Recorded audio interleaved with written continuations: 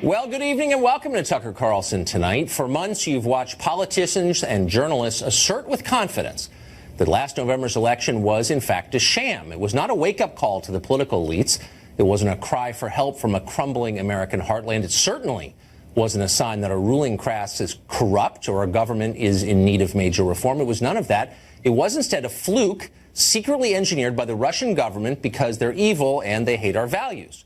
Well, so far, there has not been much proof that any of this actually happened, any proof at all. But we did just learn tonight from the Washington Post that President Trump, brace yourselves, sat with Vladimir Putin at dinner during the G20 summit recently, which may be a felony. We'll be following that story. But in any case, all of this Russia narrative has utterly changed the rules here in Washington, maybe forever. The Russians are now our chief enemy. Americans who have contact with them, any contact at all, are committing treason. That's the subtext. Here it is, explicitly stated. This is Congressman Mike Quigley, Democrat of Illinois, explaining the new rules. I think what we're learning with the Trump Jr. meeting is when you meet with any Russians, you're meeting with Russian intelligence and therefore President Putin. In other words, there is no innocent contact with Russia. It doesn't exist. Any meeting with any Russian is a meeting with Putin himself. Okay, what does that mean for Hillary Clinton? In 2010, while she was Secretary of State, serving as Secretary of State, Clinton publicly opposed sanctions on the Russian government. At the very same time, her husband, Bill Clinton, was paid $500,000 to deliver a speech in Moscow to a financial firm set to benefit from the removal of the sanctions his wife opposed. Bill Clinton was even thanked later by Vladimir Putin for that speech. Now, since we're doing the math here on this show, we can tell you that Bill Clinton's payday was 10 times greater than what General Michael Flynn received for a speech in 2015. Does that mean that Bill Clinton colluded 10 times as much as General Flynn colluded? Maybe we'll find out at his treason trial, presided over by Maxine Waters and the rest of Washington's new red baiters. Maybe Michael Starr Hopkins will be there, too. He's a Democratic strategist. He joins us now. Thanks for Mr. Hopkins, thanks for coming on. So by the new standards, which I should just say in case our viewers are not detecting sarcasm in my voice, just a little bit, I think are appalling and stupid.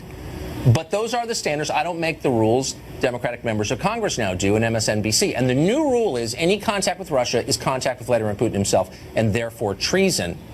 What do you make of Hillary Clinton and her husband Bill Clinton's contact with the Russians while she was Secretary of State? Well, I don't think that it was problematic at all. Let's look at what happened. Oh. Well, let's look at this in an honest way. It's not the contact itself that was problematic. It's the fact that Flynn lied. Bill Clinton gave a speech in Moscow, and that in and of itself isn't illegal. It's the fact that Michael Flynn lied. Bill Clinton admitted that he gave that speech. Hillary Clinton was Secretary of State at the time. And I appreciate that was a game effort. But Mike Flynn lied to members of the administration who then told the truth to the American public. And he lied on his security clearance document. But that was immediately rectified by the administration you think should be driven from office because of their contact with Russia. When you say immediately, what do you mean? It was only after he was confronted with lying on that document. Confronted by the people he worked for in the Trump administration. So I'm not defending Trump. I'm merely saying, but by the standards you've set up just a second ago, that doesn't make any sense. So let's get to the core of it, not who lied or who told the truth, but who did what. If meetings with the Russian government and a public position against sanctions is prima facie evidence of disloyalty to your country, and that's what Democrats are saying. That's not what Democrats are saying. Well, then what are they saying? Hillary Clinton was Secretary of State, and she, on multiple occurrences, met with the Russian government. That in and of itself is not a crime. She was a public governmental official. Absolutely. It's her job to do that. Exactly. But what becomes problematic is when you have Donald Trump Jr. meeting with the Russians, or when you have Paul Manafort meeting with Russians and not disclosing that. It's the lies that get people in trouble, not the meeting. So it's not the meeting. So it's actually Congressman Quigley was himself lying when he said that any meeting with Russians is in fact a betrayal of your country in a meeting with Vladimir Putin. But what do you mean? Well, I mean, that's not specifically what the congressman said, but I get your point. I can read the quote for you. He said, meeting with Russians is meeting with Russian intelligence and therefore Putin. I think that's a verbatim quote. I think that there was a couple more words in there, but I get your point. Democrats should be careful. Democrats should be careful when they're talking about meeting with Russians and aligning that with a crime. I'm a criminal defense attorney by nature, and crimes are very specific things. Okay, then how about this, an immoral act? You will concede that is the textbook definition of McCarthyism, isn't it? It's guilt by association. It's saying you know someone who knows someone else, this and therefore Republican you're Party, and immoral. especially this president, has been pushing for the last at least 18 months, this idea that we can demagogue all different kinds of groups and that somehow makes it legitimate just by the action of our president becoming president. When the ranking Democrat in the House, Nancy Pelosi, makes that case, when Maxine Waters of Los Angeles makes that case, when Mike Quigley of Illinois make that case, somehow it's the Trump administration. Okay, let's leave partisanship behind just really quick because I want to get to the core story. Perfect. What do you make of that? A sitting Secretary of State is married to a man, himself a former president, who is soliciting money from foreign governments with whom the United States has a contentious relationship. Would you have felt comfortable if, I don't know, Donald Rumsfeld's wife was taking money from foreign governments? Or would you be happy now if the Secretary of State, Rex Tillerson's wife, were taking money from Russia? Wouldn't you say that's a little over the top? Well, let's make sure that we're getting this right. Bill Clinton himself was not taking money from Russia, the government. He gave a private speech in Russia.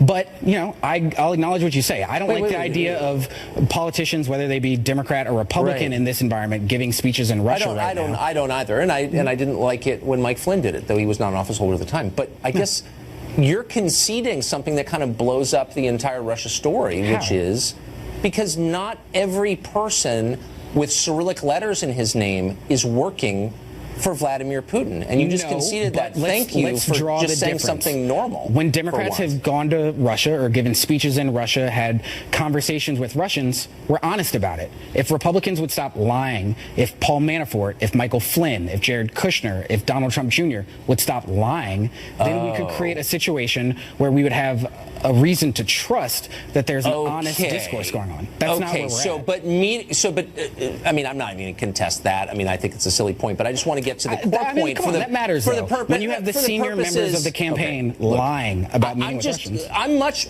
less interested in the Trump administration and much more interested in Russia, the country, which has a ton of nuclear weapons, and our relationship with them. And so I just want to establish, and we'll end it really quick, but that it is okay as an American citizen, a faithful American, to talk to Russians and to have opinions that maybe aren't the same opinions as the majority. So, like, you could be against sanctions, as Hillary was. You could meet with Russians, as her husband did, even if they have ties to Vladimir Putin. And that doesn't make you a disloyal American. Is that what you're saying? No, yes, that is what I'm saying. You could meet with Russia and have conversations, especially as Secretary of State or as former president, as long as you're honest about those. But let's not pretend that that's what the Trump administration has done. What they did is totally different. Yes, they've lied. They've lied. They've broken federal codes twice. Obstruction of justice, foreign donations, soliciting foreign donations. That's a real thing. It's Groundhog Day here on the show. But I'm glad we got to that. Michael, thank you for joining us. Hey, thanks for having me. Well, for more on the Clinton family's interaction with Russia, a big deal or not, we're joined by Fox senior political analyst Brit Hume. Brit, is this a big deal? Well, we knew about this. This is not new news. We've known about this for some time, and I think it's fair to suggest that when this came out, along with so much else about Hillary and Bill Clinton and the way that they raised money and all the problems with the Clinton Foundation, that those things went into the mix of public opinion, and the result was that Hillary Clinton lost the election. Now, we can't draw a straight line between any one revelation and the fact that she lost the election, but it was out there. So it's, it may have helped prevent her from becoming president. So I think, the fact that it was out there is probably a good thing. Obviously, there wasn't the to-do made about that at the time that there is about these Russia contacts. And it isn't just the fact that the Trump team didn't come out and inform the country of all of these things right away. That always creates a bad story and an appearance of something being covered up. But it's also, as you point out, here she is making policy decisions, and here he is being paid extravagantly by people who have an interest in those decisions. That is a conflict of interest. It is a howling conflict of interest, and I think it was a point against her in the election. I think it was. What do you make of the fact, this is being reported by the Washington Post tonight, that our president may have betrayed his country by sitting next to, in close physical proximity to, in any case, Vladimir Putin himself at a multilateral dinner? It's perfectly fine for the Post to report that. What I object to so much of the time is the breathless and extravagant coverage that these events get. And I find myself repeatedly by saying, that's interesting, but it's not that big a deal. I mean, time and time again, right. That's my reaction. So I think that what we have is a story that has been interesting, worth reporting, worth investigating, but to date, hopelessly overblown. The second someone can explain what the crime is, I'll be really interested in the story. Of course, when they start talking about, a cover-up, you have to have, a cover-up, collusion. But just tell me what the crime is. I mean, I'm willing to believe anything, by the way. I don't work for the Trump people. You heard that. They don't send me money. So if you tell me what's the allegation, I will get deeply interested. Your previous guest was talking about obstruction of justice, right? I think we're a long way from being able to say that. I think we might be. Okay, one more thing. So the Republican-controlled Senate apparently failed in its efforts to repeal Obamacare, and the president has signaled it's time to sit back and let that law, Obamacare, fail on its own. Here's what he said. I'm certainly disappointed. For 7 years I've been hearing repeal and replace from Congress, and I've been hearing it loud and strong, and then when we finally get a chance to repeal and replace, they don't take advantage of it. And I think we're probably in that position where we'll just let Obamacare fail. We're not going to own it. I'm not going to own it. I can tell you the Republicans are not going to own it. We'll let Obamacare fail, and then the Democrats are going to come to us and they're going to say, how do we fix it? How do we fix it? I don't think that's a realistic scenario. If you have both houses of the Congress and the White House, and your party has been elected on a promise to fix this law which was so unpopular, and you don't do that, and the negative consequences of that law take full effect, the idea that you can escape responsibility for that, I think, is politically nuts. What would that look like? That would require the White House and the Congress to sit back and watch the continuing collapse of choice in the exchanges. People unable to get premiums rising to astronomical levels, with continuing growth in the co-payments and the minimums, that you have to pay, and the thing unraveling. And I don't think it's politically tenable, particularly if you have control of all parts of the government, to let that happen and pretend you can blame somebody else. Someone else set the house on fire. I'm letting it burn. Right. Well, the other thing is, who would you then blame? The people who are in charge when the law passed? Seems to me they've already gotten blamed. They got turned out of power, right? Their party got turned out of power. They lost control, first the House and then the Senate. Now these people are in power, and they can say, well, look, this was their problem, we didn't fix it, so don't blame us. No, it doesn't work that way, and it won't. And and Tucker, make no mistake about that, if they don't find a way somehow, and I don't know what it would be at this stage, to turn this around and get something done on this will be a colossal failure, historic failure, because the reasons that are being given by these members for not being willing to vote for this, we have members of the Senate now who are prepared to keep a vote to repeal Obamacare from even coming to the floor. Now, they're free to vote against it. They want to block its consideration. These are people, in some instances, who voted for that very repeal within the last 2 years. Right. I mean, I don't see how this is politically defensible on their part. I don't either. Britt Hume, thanks. Thank you, Tucker. Up next, a Minneapolis woman called the police to report a possible crime and somehow wound up dead herself, shot by a police officer. What happened? We've got some breaking news on that. We're going to fill you in a minute. Plus, a man who murdered a U.S. soldier just became a multi-millionaire courtesy of the Trudeau government in Canada. Just ahead, we'll talk to a soldier who was gravely wounded while fighting that man. Stay tuned.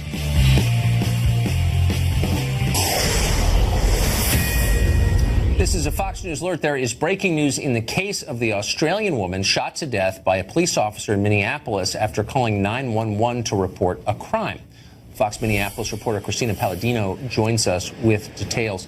Christina. Tucker, this is the alleyway here in southwest Minneapolis where 40-year-old Justine Damon was shot and killed by a Minneapolis police officer. She was shot just a few doors down from her home on Saturday night. We understand that Damon was calling to report a possible assault happening in this alleyway. Now, we just got an update from the state agency investigating. They tell us that the two officers were patrolling in their car with their lights off when Damon came out of nowhere there and startled both of them. We understand that 31-year-old officer Mohammed Noor was in the passenger seat. He is the one who shot Damon in the abdomen. She died on scene. Investigators say she did not have a weapon on her, and the body cameras of the police officers, as well as their squad camera video, were not turned on. Now, Damon, she moved here from Sydney, Australia 3 years ago to be with her fiance. She was set to marry him next month in Hawaii. We've lost the dearest of people, and we're desperate for information. Piecing together Justine's last moments before the homicide would be a small comfort as we grieve this tragedy. The death of Justine is a loss to everyone who knew her. She touched so many people with her loving and generous heart. Now, Noor has apparently refused to be interviewed by state investigators. The other officer, Matthew Harity, has already sat down with detectives. Noor has been on the force for about 2 years. He's the first Somali-American police officer to be in this precinct, but he already has 3 citizen complaints filed against him. One was closed without discipline. The other 2 remain open, and we are attending a press conference in the next few minutes to hear from the assistant chief, the mayor, and other council members as well. Tucker? Thanks, Christina. We appreciate it. Well, there's a lot going on in this story and a lot we don't know. Mohammed Noor was an immigrant from Somalia. Is that a relevant fact? We don't know. But it's being treated as one by many news organizations. How do you know that? Because they're not reporting it. The Washington Post, for example, did a long piece on this shooting and made no mention of Noor's nationality or immigration status. They never even mentioned his name. They wrote an entire story about this and never mentioned the cop's name. Why is that? Vincent Hill is a former Nashville police officer, and he joins us. Mr. Hill, thanks for coming on tonight. So it seems odd. A bunch of things about this seem odd to me, and maybe they're significant and maybe not. First, how common is it for a police officer to shoot someone through the door of a vehicle?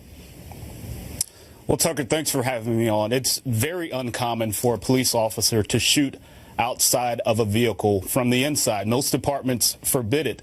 So I question what made this officer, Officer Noor, believe that there was an imminent threat against either his life or his partner's life to shoot 3 times inside that vehicle and strike Ms. Dedman. I really question that.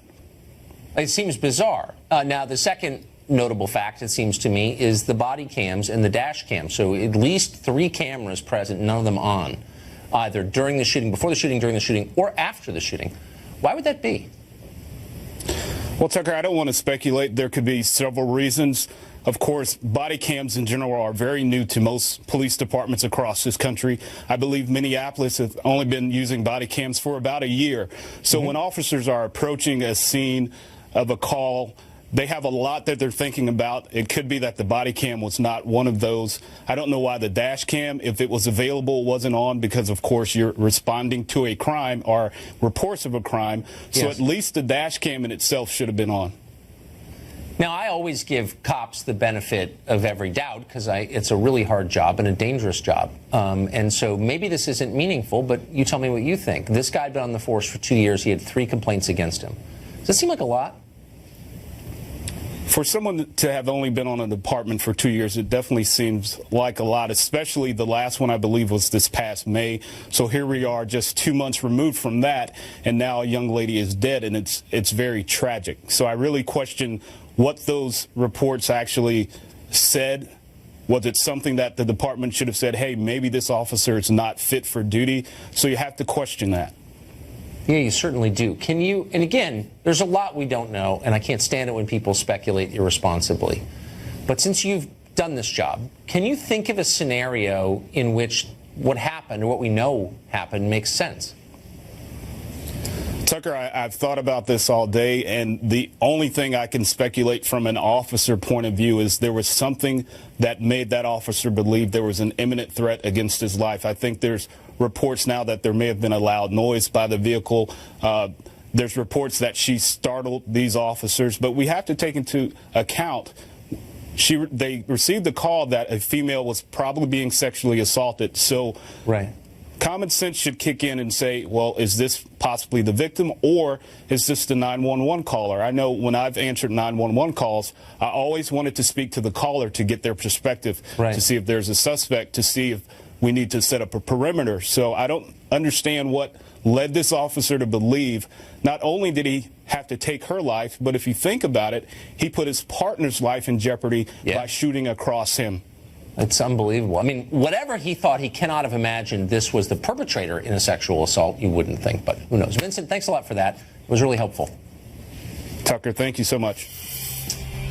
Canada just made a convicted terrorist a very rich man. Would they ever spare a penny for his victims? It's not an academic question. We're going to talk to one. We're going to speak to Sergeant Lane Morris. He was gravely wounded in the battle against Omar Khadr, a man who just received more than 10 million Canadian dollars.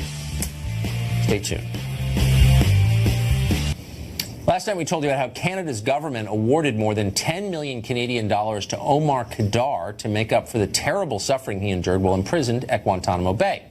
After giving this man the money, the Canadian Prime Minister Justin Trudeau admitted he didn't even bother calling the widow of Christopher Speer. He's the Delta Force medic who was murdered by Khadr in 2002 in a grenade blast. Khadr himself, meanwhile, says he wishes everybody would just move on and forget what he did. So this is a time for, reconciliation and hopefully not forgetting, but, moving on and healing. I was angry or upset about what happened, but it's been hard, finding jobs or going to school and stuff with my past reputation. So this is going to help me move forward. Yeah, $10.5 million from Canadian taxpayers. That'll help you move forward. One man who can't move on quite so easily or seamlessly is Sergeant Lane Morris. He was blinded in one eye during the same firefight that killed Christopher Speer. Sergeant Morris joins us tonight. Sergeant, thanks a lot for coming on tonight. What do you make of this? Thanks. What's your response to this?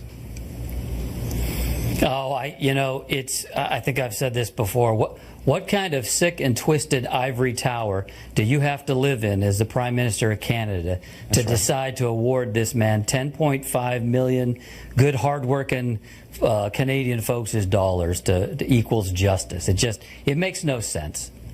It doesn't, and I think it's more a statement about the decadence of the West than it is about the man who perpetrated this crime.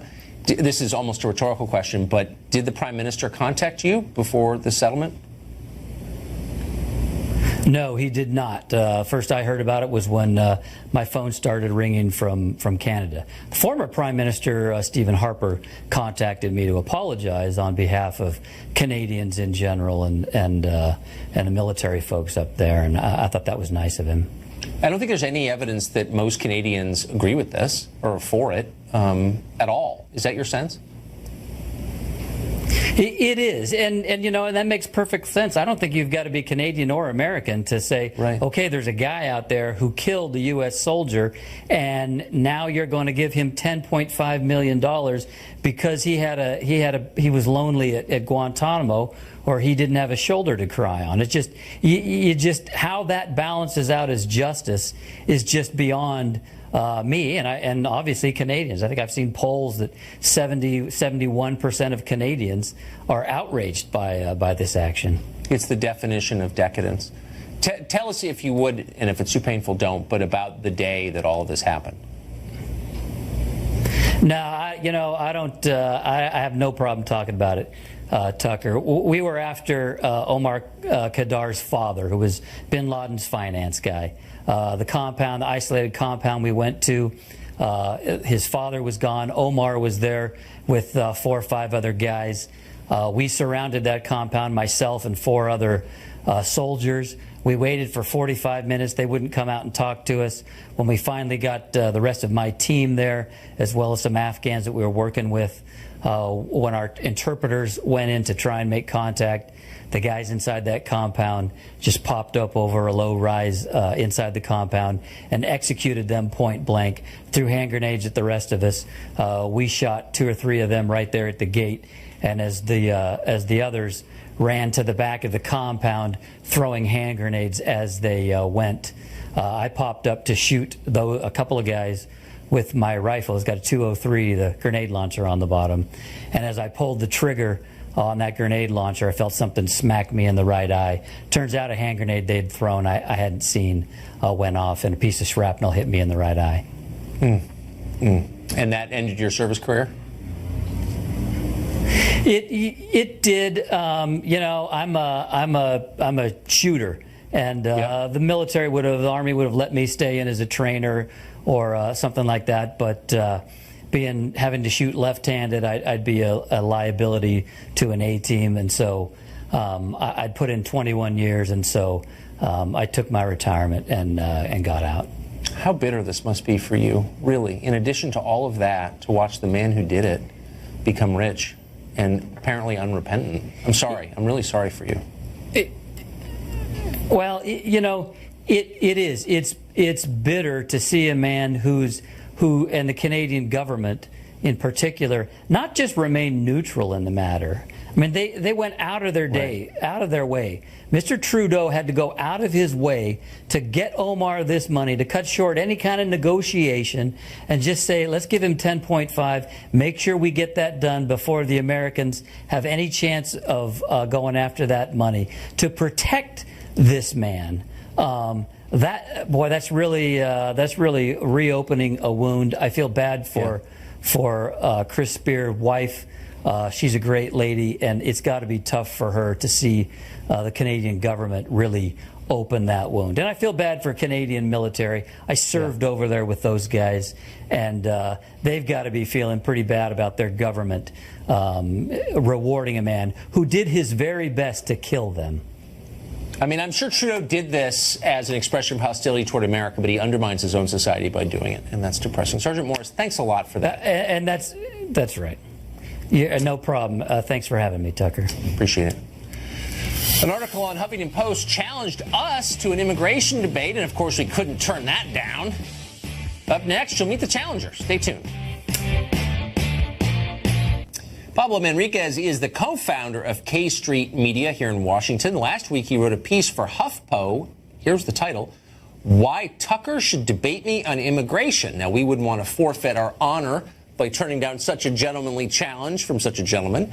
So we have picked up the gauntlet Pablo threw down. The weapons will be words. The distance will be the width of this table. Pablo Manriquez joins us now. Pablo, thanks a lot for coming on. Tucker, it's an honor to be here. Congrats. Well, I'm glad to have you. And I'm always happy to debate this subject and stipulate it, as I always do, by saying I'm totally for immigration and for immigrants. Right. But I want to know what the parameters are. And so let me ask you a really simple question. Okay, so we've got 330 million people in the country. Right. If immigration rates stay at their current level, 1.2 million a year, we're going to have about 500 million people by the end of the century. If we follow the UN's lead on this, we would have 1.5 billion people in America by the end of this century. Those are estimates. What do you think the right level of immigration is?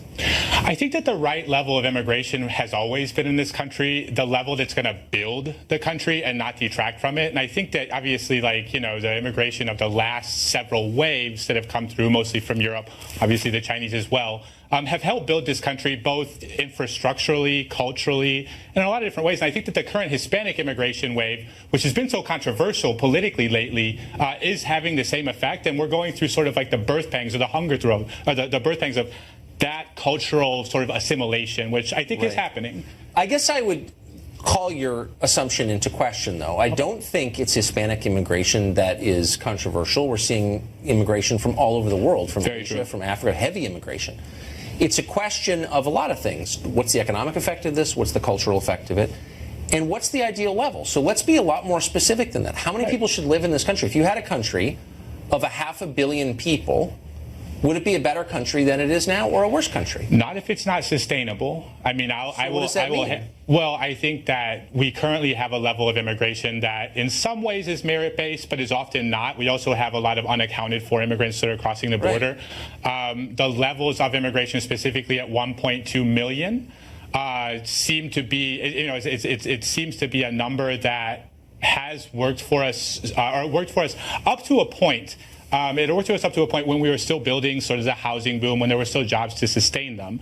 That number, at least in terms of border apprehensions, as we saw today from the... No, this is legal immigration, though. Right. And so basically what you're proving is that you have no idea. And neither does anybody else. And so people jump up and they're like, I'm for more immigration. Really? So, like, to what level? Right. Do you know what I mean? Like, nobody has thought this through because they don't care. It's not, and they should care. I don't know that they don't care. I think that there are always premises that are going to exist in the global flow of immigration that are going to call in, that are going to change things. Like, it's hard to say what the numbers should be now and into the future, and that's something that people have tried to say. Let me flip it on its head. So the left-wing assumption, and this has changed a lot in the last 10 years, but as of today appears to be it's racist to exclude anybody from the country, whether they're here legally or illegally. I think that too often that is an assumption. Yeah. Okay, so what are the limits? Who should we be able to exclude? Right. And on what basis? Obviously, people who are dangerous should be excluded first. And I think that the president's done a good job at addressing that sort of enforcement first priority against people who are criminal aliens or criminal immigrants or whatever you want to call them. I think that the president's also said, though, and this often gets lost in the debate, that there should be exceptions and that deportation shouldn't necessarily be the only punishment for people who come here illegally. Okay. So is that fair?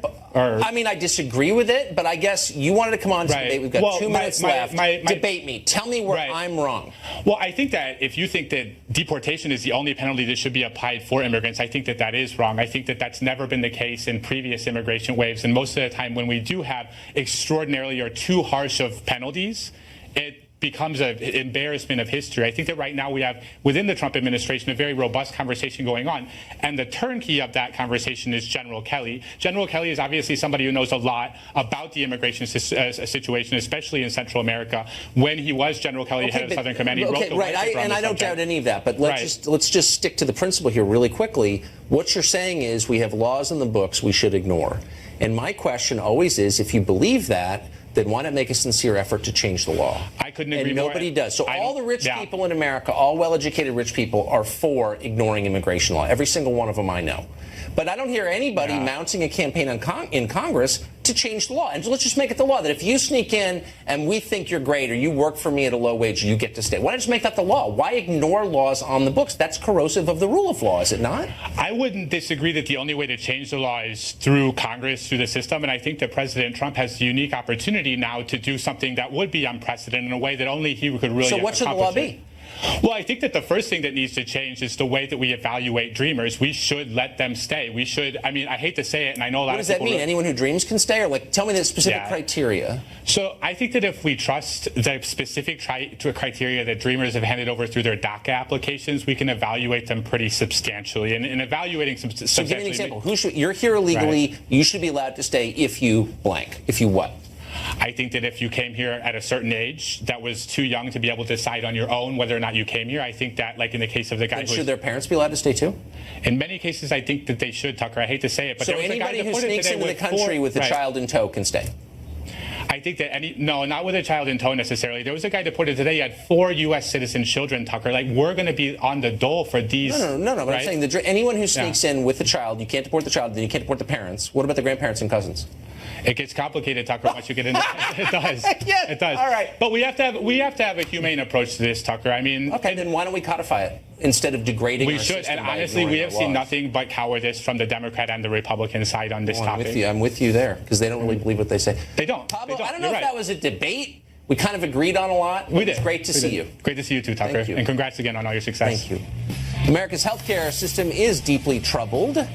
How should we fix it? If you had all the power in the world, what would you do? We're going to ask Charles Krauthammer that question next.